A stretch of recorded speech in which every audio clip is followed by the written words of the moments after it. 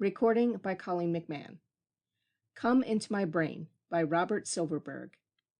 Dane Harrell held the thought helmet tightly between his hands and before putting it on, glanced over at the bound, writhing alien sitting opposite him. The alien snarled defiantly. "You sure you want to go through with this?" asked Dr. Phelps. Harrell nodded. "I volunteered, didn't I? I said I'd take a look inside this buzzard's brain, and I'm going to do it. If I don't come up in half an hour, come get me." "Right." Harrell slipped the cool bulk of the thought helmet over his head and signaled to the scientist, who pulled the actuator switch. Harrell shuddered as psionic current surged through him. He stiffened, wriggled, and felt himself glide out of his body, hover incorporeally in the air between his now soulless shell and the alien bound opposite. "Remember, you volunteered," he told himself. He hung for a moment outside the alien's skull. Then he drifted downward and in. He had entered the alien's mind. Whether he would emerge alive, and with the troop deployment data, well, that was another matter entirely. The patrol ships of the Terran outpost on planetoid 113 had discovered the alien scout a week before. The Dimelian spy was lurking about the outermost reaches of the Terran safety zone when he was caught.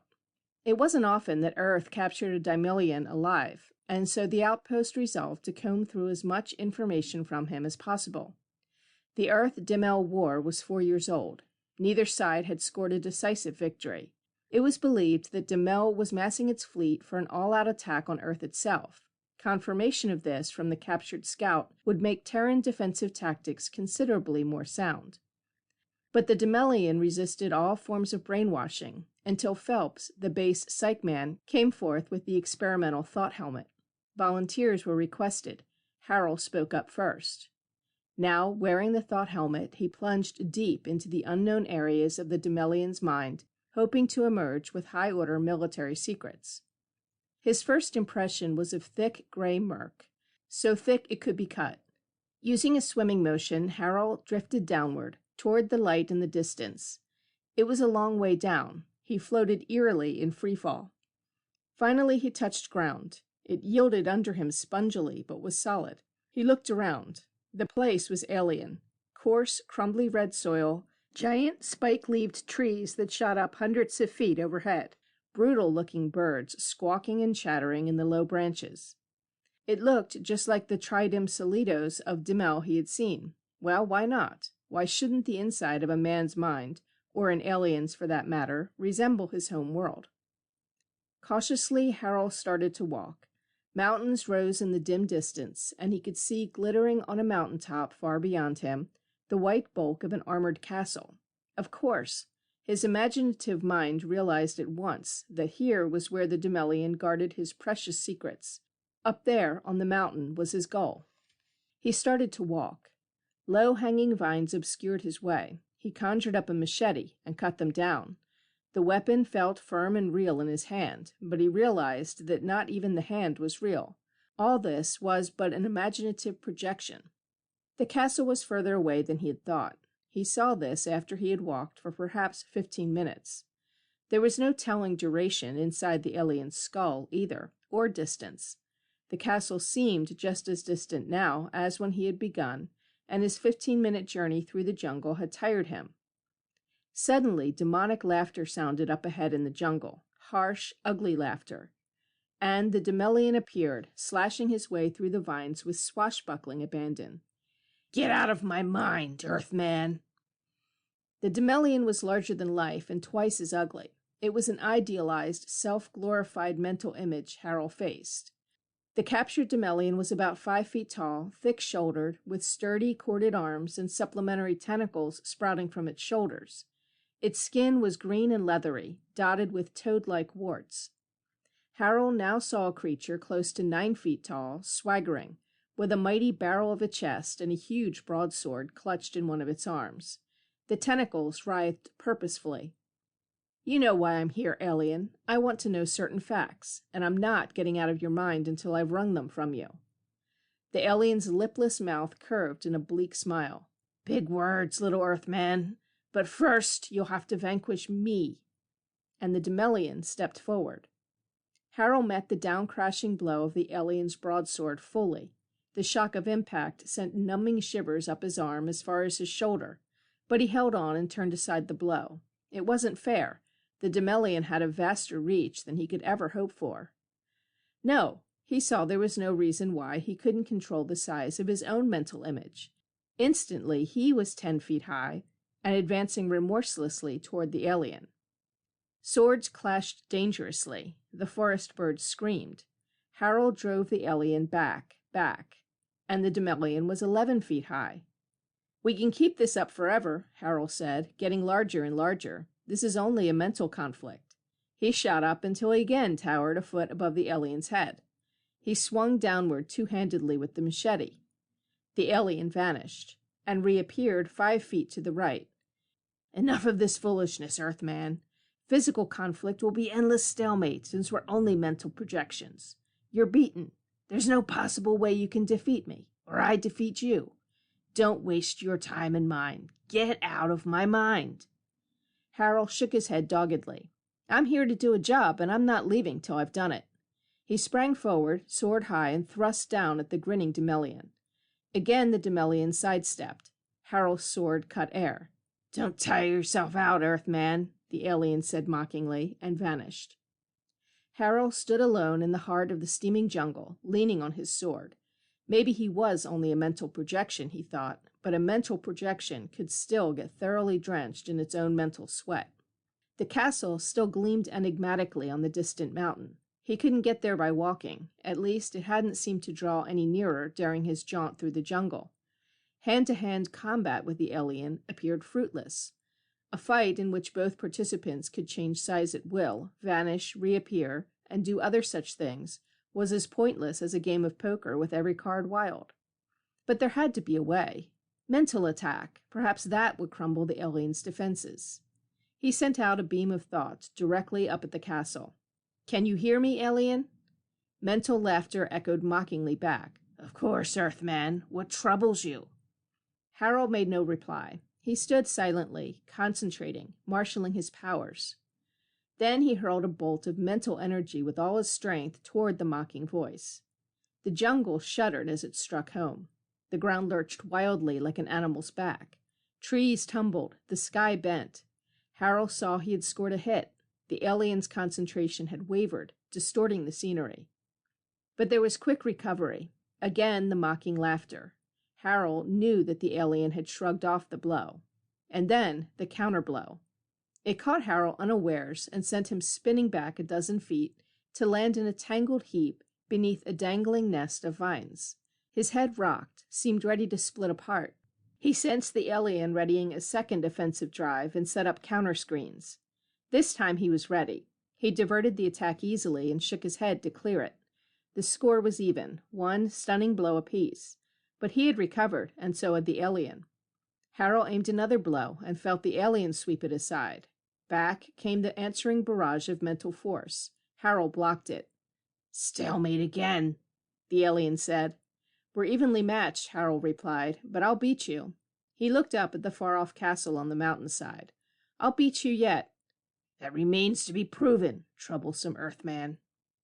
Harold tramped on through the jungle of the alien's mind for a while, and then, realizing he was getting no closer to the all-important castle on the hill, stopped by a brook to wipe away his perspiration. It was hot on this accursed world. Hot, muggy, dank. He knelt over the water's surface. It looked pure, cool. A sudden thought struck him, and he ripped a strip from his shirt and dipped it into the water. The plastic cloth blackened and charred. He let it drop, and the water quickly finished the job. Pool? No. Concentrated sulfuric acid, or something just as destructive. Smiling grimly at his narrow escape, he wiped his perspiration with another strip torn from his sleeve and kept going. Several hours at least had passed since he entered the strange world within the alien's mind. That meant one of two things. Either the timescale in here was different from that outside, or his half-hour limit had elapsed in the outer world, and Dr. Phelps had been unsuccessful in bringing him back. That was a nice thought. Suppose he was stuck here indefinitely, inside the mind of an alien being, in a muggy jungle full of sulfuric acid brooks. Well, he thought, I asked for it. The stalemate couldn't continue indefinitely. If he had swallowed some of the acid, that would have ended the contest without doubt. he wouldn't have had time to cope with the searing fluid. The answer lay there, surprise. Both he and the alien were mental entities who could do battle as they pleased, but in this conflict it was necessary to take the opponent by surprise before he could counterthrust or vanish. He began to see a solution. Up ahead lay the castle, unreachable through some trick of the aliens. Very well. Harold's brows drew together in concentration for a moment. His mind planned a strategy and formed men to carry it out. There were 6 of him, suddenly. 6 identical Harolds, identical in size, shape, form, purpose. They would attack the Demelians simultaneously, or at least 5 of them would, creating a diversionary action, while the 6th, Harold Original, made a frontal assault on the castle. Harold Original faced his 5 duplicates and briefly instructed each in his job. They were like puppets. Harold 1, you're to attack in conjunction with Harold 2 on the mental level. Take turns heaving mental bolts at the alien. While one of you is recharging, the other is to unload. That won't give him time to get any sort of defense organized, and certainly no counterattack. Harold 3 and Harold 4, you're to attack physically, one armed with sword and one with blaster, from opposite sides at once.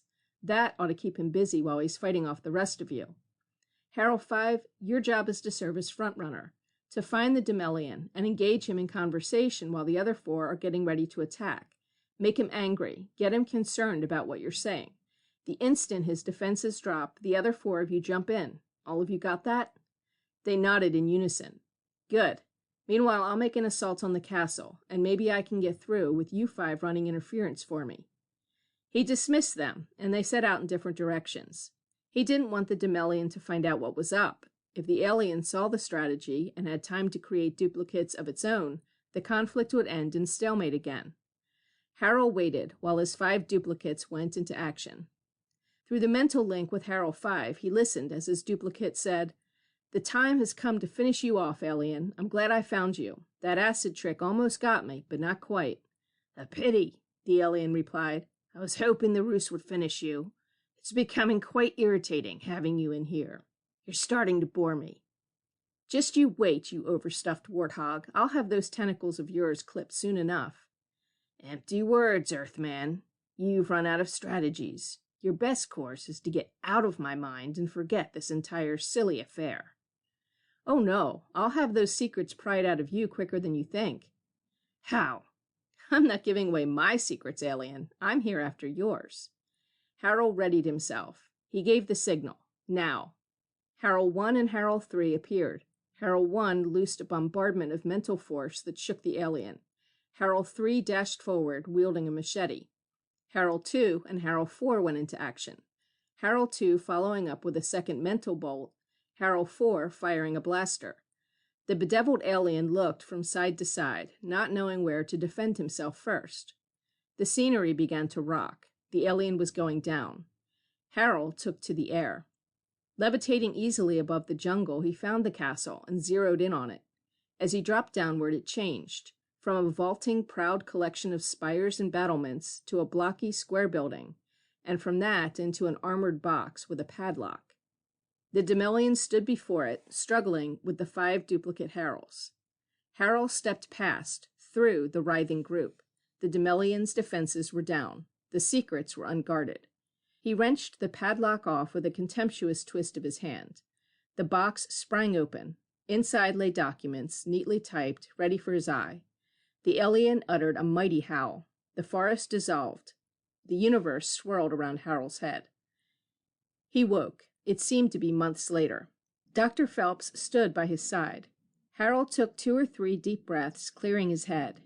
"I've got them," he said. "Information on troop movements, plan of battle, even the line of journey across space." "Good work," the psych man said. "I was worried at first. You had some expressions of real terror on your face when you put the helmet on." "Dead?" "I'm afraid so." Harold grinned weakly. "I guess I was just too many for him. The shock of having the core of his mind penetrated." Tiredly, he said, "Doc, how come you didn't get me out at the half-hour mark?" "Eh? I told you to pull me out after half an hour had gone by. Why didn't you? I was in there half a day at least, and I might have stayed there forever." The psych man was looking at him strangely. "Half a day, you say? No, Lieutenant Harold. The total time elapsed from the moment you donned the helmet To the instant the alien screamed. Why, it was less than 10 seconds. End of Come Into My Brain by Robert Silverberg. Recording by Colleen McMahon.